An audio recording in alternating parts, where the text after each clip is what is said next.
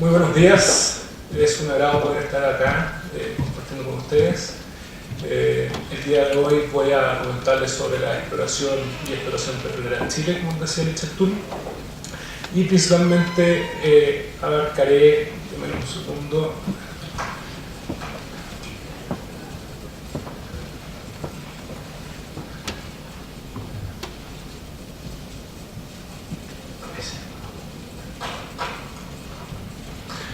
abarcaré 6 temas.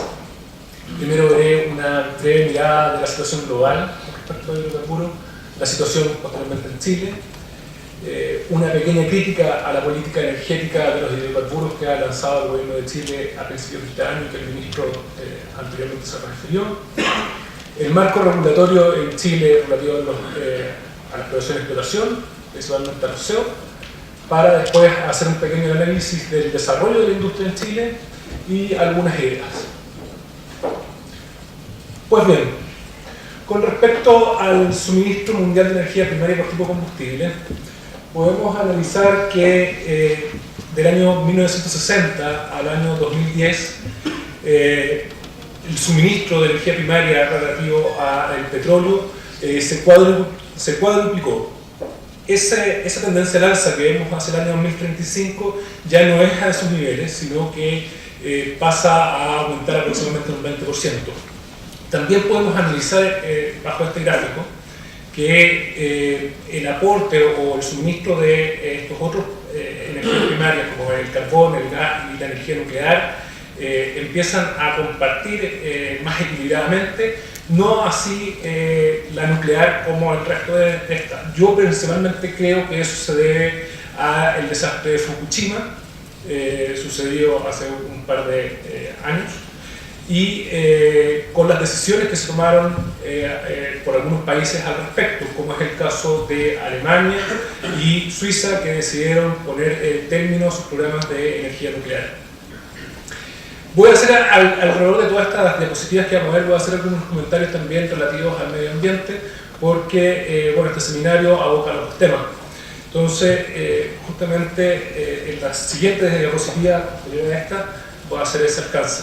Con respecto a la demanda del petróleo de aquí al año 2035, según estadísticas de la World Oil Outlook del año 2012, podemos ver que los países de la OECD bajan el consumo del año 2010, que tiene aproximadamente un consumo de 46.8 millones de barriles diarios, a 41.1.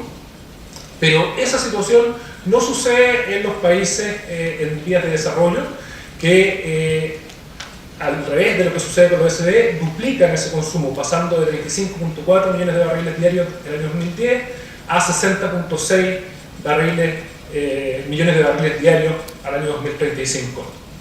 Por lo tanto, vemos una tendencia al alza, pero se ve esta tendencia disminuida por la baja demanda que van a tener los países de la OECD.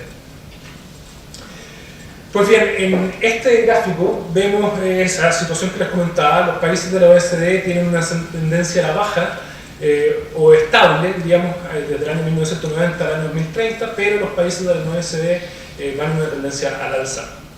Como les decía, a este gráfico les quiero hacer una mención medioambiental, y es que el protocolo Kioto establece una línea de base del año 1990 para poder evaluar las emisiones de gases de efecto invernadero y en base a ese año intentar disminuir sus gases. Pero si vemos en el caso de la OECD y pensando que se sigue la misma tecnología de los años 90, podríamos también llegar quizás a una conclusión un poco apresurada, que al menos en lo que respecta al petróleo podrían mantenerse estables esas emisiones.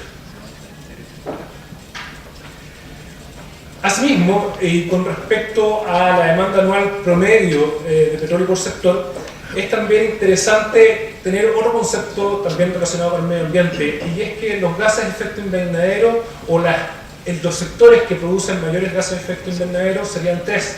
Esto es la generación eléctrica, el transporte y la agricultura. Entonces, si analizamos este gráfico, podemos darnos cuenta que al año 2009-2035 el crecimiento de la demanda promedio en lo que respecta a la electricidad se va a ir disminuyendo, pero en lo que respecta al transporte va a seguir aumentando. Entonces podríamos también decir, atención, no solamente cuando veamos el uso de las energías renovables, veamos el lado también del transporte, que también tiene una alta incidencia en los gases de efecto invernadero. Bueno, la situación en Chile no es muy diversa a la que está sucediendo en otras partes del mundo. Al año 2009, el suministro de energía primaria se basaba principalmente en petróleo, carbón, gas natural. De hecho, aquí también se puede ver en este gráfico que aproximadamente el año 2004-2005 el uso del gas natural proveniente de Argentina hace que haya un alto aporte de esta fuente energética, para luego, después que vienen los cortes, aproximadamente el año 2006 en adelante, hay una tendencia a la baja. La demanda del petróleo por sector en Chile, al menos al año 2009, principalmente hay un 46% que se va al área de transporte, un 17% a transformación, para la generación eléctrica, y 23 y 14% para industrial y otras respectivamente. Con respecto a la política energética en relación a los hidrocarburos, el señor ministro hacía mención a que hay 6 pilares en esta Estrategia Nacional de Energía. Estos 6 pilares tienen por objetivo fomentar las energías renovables, tiene por objetivo hacer la interconexión regional, aumentar la competencia, desarrollar la industria de energía hidroeléctrica, pero hace poca mención a los hidrocarburos. Sin embargo, igual menciona y dice: debemos ser conscientes que no podemos prescindir de los combustibles fósiles como fuentes de generación energética. Ese es el aporte que hace esta Estrategia Nacional de Energía. En mi opinión, falta mucho más que aportar por esta Estrategia Nacional de Energía. No hay un lineamiento claro. Pues bien, para pasar a un tercer tema de esta exposición, que es el marco regulatorio en Chile y principalmente en relación al SEO, quisiera hacer una breve distinción para algunos de ustedes, muchos de ustedes ya la conocen. La industria del petróleo se divide en principalmente dos actividades. La primera es el upstream o aguas arriba, y la segunda es downstream y aguas abajo. El upstream se dedica principalmente a la exploración, extracción, producción de petróleo, y el downstream es la refinación, el transporte, el almacenamiento, la distribución de los combustibles hacia los usuarios finales.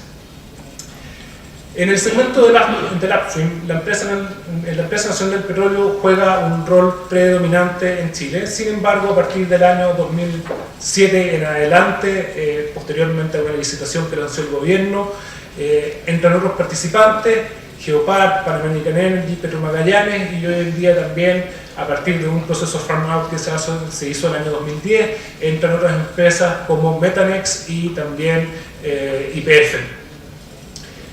Con respecto también, y como mencionaba el profesor doctor Ayure, en Colombia es un país que hoy en día tiene una capacidad casi para poder abastecerse de petróleo en forma independiente. El caso chileno es totalmente contrario a ese. El 98% del petróleo en Chile se importa y el 2% de producción nacional. De hecho, por lo menos de acuerdo a cifras, el año 2006 teníamos una capacidad de producción aproximadamente de 15.000 barriles de petróleo diario, a diferencia de lo que sucede en Colombia, que entiendo, por lo que decía el profesor, 2 millones de barriles diarios. Realmente una gran diferencia entre ambos países. Pues bien, el marco legal en Chile. Al respecto, la Constitución Política de 1980 establece en el artículo 19, número 24, inciso 10, que el Estado de Chile tiene el dominio absoluto, exclusivo, inalienable e imprescriptible sobre los hidrocarburos.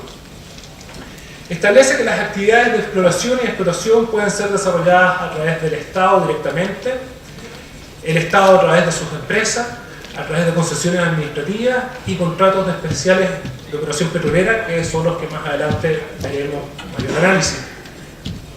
A su vez está la ley 9618, que es la ley de NAP, y que establece que la Empresa Nacional del Petróleo puede desarrollar las actividades de exploración y explotación de yacimientos que contengan hidrocarburos en forma independiente o a través de sociedades en que ésta sea parte o en asociación con terceros, pero en estas últimas dos situaciones lo debe hacer a través de un contrato especial de operación petrolera.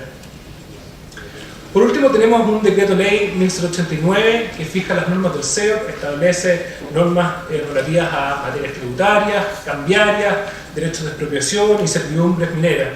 Por último, también establece, al igual que lo hace la Constitución Política, que los términos y condiciones de los contratos especiales de operación petrolera serán fijadas en cada caso vía el decreto supremo que dicte el presidente. Como les mencionaba, la empresa nacional del petróleo puede actuar con socios o sin estos. Cuando actúa sin socios lo hace por mandato constitucional, legal, pero no tiene una regulación específica. Actúa como un privado, por lo tanto también tiene que sujetarse o atenerse a la normativa general y sectorial. Así le aplica la ley 19.300, la ley de base del medio ambiente, por lo tanto debe someterse a declaraciones de impacto ambiental si le corresponden o a los estudios de impacto ambiental.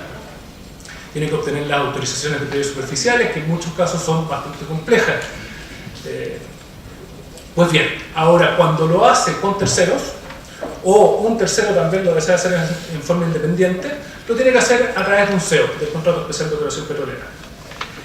¿Cuál es la normativa que regula esto? Bueno, el decreto 1089, el decreto supremo que fija las condiciones y términos del contrato, el CEO también va a ser parte de la regulación y las demás normas generales aplicables.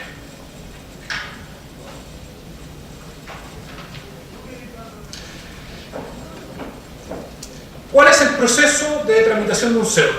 Bueno, lo primero que se hace, salvo que sea una licitación como sucedió en el año 2007, es que se tiene que hacer una solicitud directa al Ministerio de Energía para luego pasar un proceso de negociación de este contrato. Se le solicitan posteriormente autorizaciones e informes sectoriales al Servicio de Impuesto Interno, al Ministerio de Defensa, al Ministerio de Relaciones Exteriores y hacia otros. Para luego, una vez que se han desarrollado estos actos, se requiere que el Presidente de la República dicte el decreto de términos y condiciones del CEO, el cual está sujeto al trámite de toma de razón por la Contraloría General de la República. Una vez que tenemos este decreto supremo, se suscribe el contrato especial de operación petrolera entre las partes, entre el Ministerio de Energía y el contratista. El contratista, como les mencionaba anteriormente, puede ser el tercero solamente o el tercero en el conjunto con ENAP, y se hace por escritura pública. Una vez que se ha hecho la escritura pública, el Ministerio de Energía debe tomar resolución de este acto, la cual también está sujeta al trámite de toma de razón, para luego, una vez que se ha tomado la razón por la Contraloría, se le informa al contratista sobre este acto y una vez que se le ha informado, empieza el periodo de vigencia del contrato. Bueno, el contenido del CEO. Primero que todo, quisiera mencionarles que el CEO, por regla general, en Chile tiene un periodo de vigencia de 35 años. ¿Qué otras cosas fija el CEO? Bueno, establece cuáles son las partes, puede ser el Estado con el privado o el Estado, el privado en asociación con ENAP. El privado, cuando se asocia con ENAP, se llama contratista. Establece la área geográfica, que al igual como nosotros tenemos nuestras propiedades, una casa, está limitada por nuestros vecinos, la calle. Bueno, aquí también sucede lo mismo, se establece un bloque y tiene un marco, una área geográfica determinada. Se establece, y algo principal para el contratista, se establece los periodos o las fases de exploración y explotación, y en las fases de exploración se establecen los periodos. En el caso de chileno, la fase de exploración dura 7 años. Cada una, esta fase de 7 años tiene 3 periodos. El primero de ellos es de 3 años, el segundo de 2 y el tercero también de 2. La fase de explotación se inicia una vez que el privado o este contratista con ENAP ha declarado un yacimiento como comercialmente explotable, y ese periodo de exploración es de 25 años. Ahora ustedes se preguntarán por qué yo decía que tiene una vigencia tope de 35 años. Es porque en el evento que haya circunstancias que impidan desarrollar actividades en caso de fuerza mayor, se puede llegar a extender hasta los 35 años. Se establece también el programa de trabajo comprometido. Así, el Estado, cuando hace o contrata con el contratista, le establece ciertas obligaciones, estipula que debe perforar una cantidad mínima de pozos exploratorios, que tiene que desarrollar sísmica 3D, que tiene que desarrollar sísmica 2D. Les impone estas obligaciones y para eso el contratista también debe garantizarlas, porque el Estado requiere de una otra forma asegurarse que esas obligaciones se lleven a cabo. Plazos también se establecen en ciertos ámbitos. Establece el contrato especial de operación petrolera que para la devolución de áreas en los periodos de exploración se tiene que devolver el 25% al menos del área original de contrato en el primer periodo y en el segundo periodo también de devolver al menos el 25% de esa área. Ahora bien, cuando pasa al periodo de explotación del yacimiento, solamente se queda con las áreas de explotación y las áreas de protección provisional. También establece que, orientado de otra forma, una vez que se declara el yacimiento comercialmente explotable, al Estado le interesa que se desarrollen las actividades de producción lo antes posible, porque en caso contrario podría ser que este contratista se quedara sentado en los laureles y esperara que pasara el tiempo. Entonces le pone como obligación al contratista que desarrolle las actividades de producción dentro de 3 o 2 años, dependiendo si es gas o petróleo, efectivamente. Y por último, y lo más importante para el contratista, se establece la retribución. Y esta retribución puede ser pagada en hidrocarburos o en moneda extranjera, y el decreto supremo que ha dictado el presidente establece, en atención al riesgo y el potencial de producción, establece un límite para esta retribución. ¿Cuáles son las causales de terminación del contrato? Bueno, por decisión del contratista, al final de cualquier periodo, una decisión unilateral que puede ejercer el contratista, por el cumplimiento de las obligaciones del contratista, en ese caso requiere de declaración judicial, al vencimiento del contrato, y en caso de fuerza mayor o caso fortuito, por más de 3 años. ¿Cuál es la legislación aplicable? A diferencia también de lo que sucede en Colombia, la legislación aplicable acá es la ley chilena, con especial mención a la legislación medioambiental, pero no hay opciones de acceder a arbitraje, al menos en lo que es contratos especiales de operación petrolera. Contenido del SEOP también regula el sistema tributario.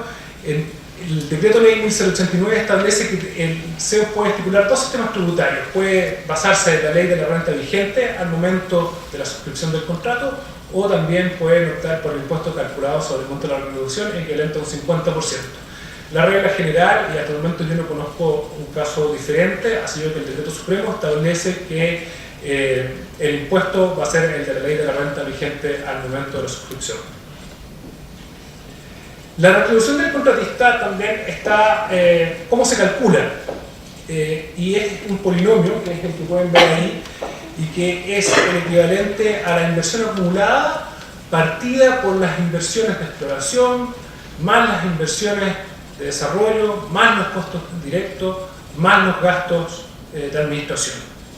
En base a eso se llega a un factor R. Ese factor R tarde o temprano determina con qué porcentaje el contratista se va a quedar de la producción de hidrocarburos.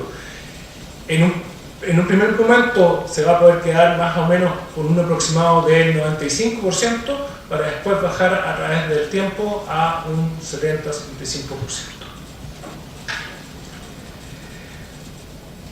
Sobre la comercialización de los hidrocarburos, el SEOP también establece que el contratista tiene la obligación de comercializar la totalidad de los hidrocarburos.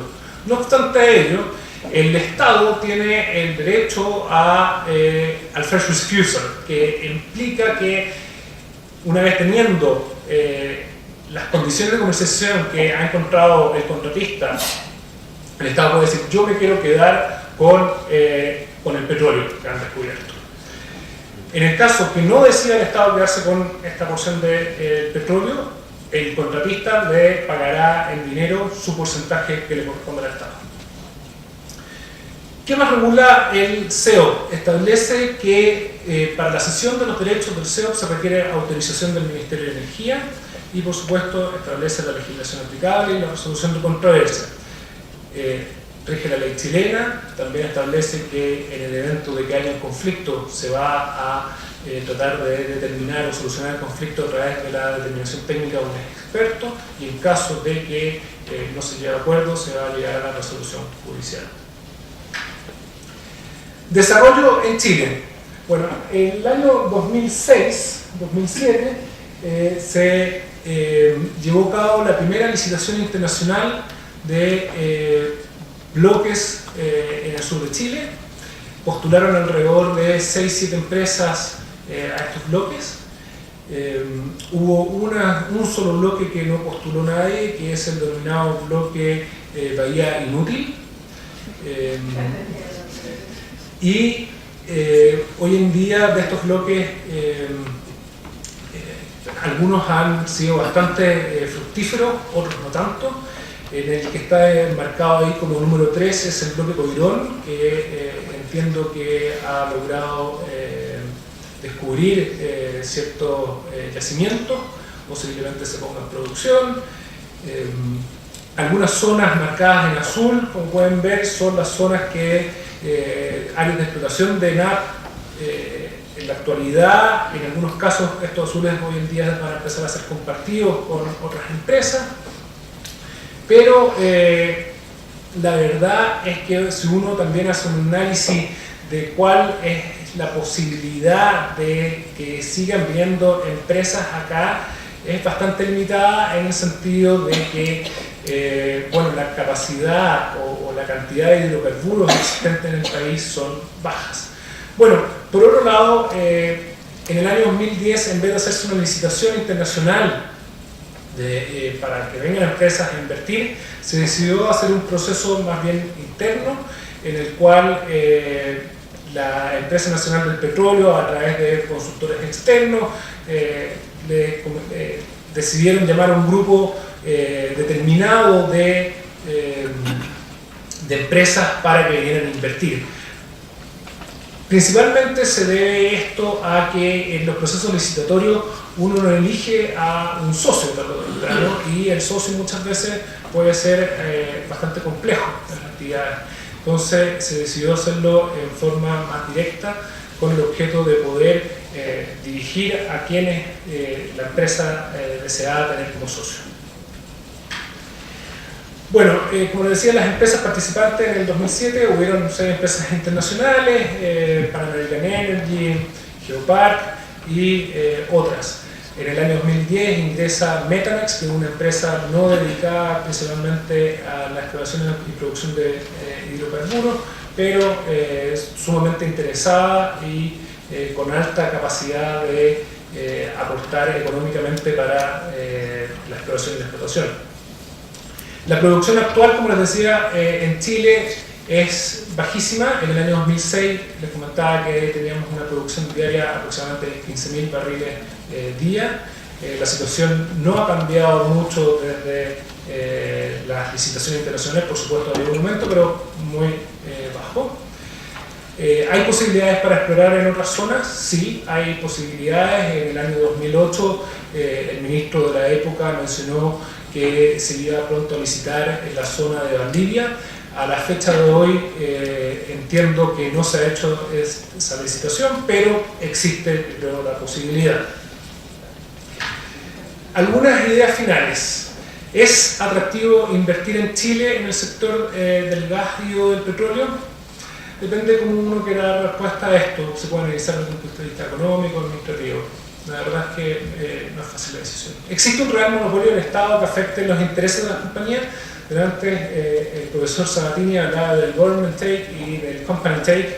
La verdad es que en Chile el government take es bastante bajo en comparación con otros países.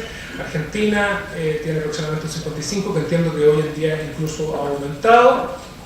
Ecuador 73, Egipto 60, Chile, como decía, un 20. Parece atractivo. El company take sería totalmente un 80. ¿Hay espacio para mejora? Por supuesto. Como les decía, antes les mostré el proceso para obtener un contrato especial de operación petrolera. Es bastante lento ese proceso, creo que se puede tratar de mejorar. y también existe la posibilidad, yo creo, de crear una agencia, como sucede en Colombia, o una unidad especializada. Gracias.